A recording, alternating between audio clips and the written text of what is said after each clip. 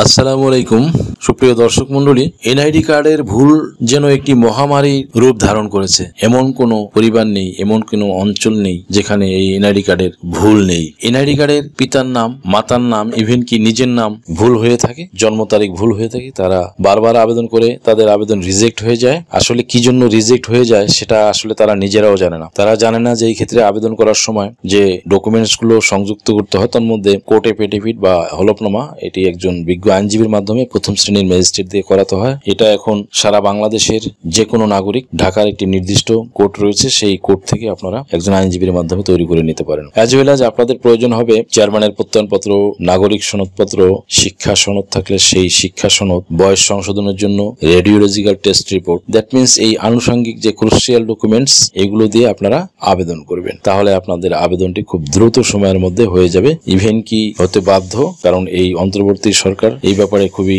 Conscious. Second thing, সামনে নির্বাচন, অতি দ্রুত এগুলো সমাধান করে নিতে পারবেন। আল্লাহ হাফেজ।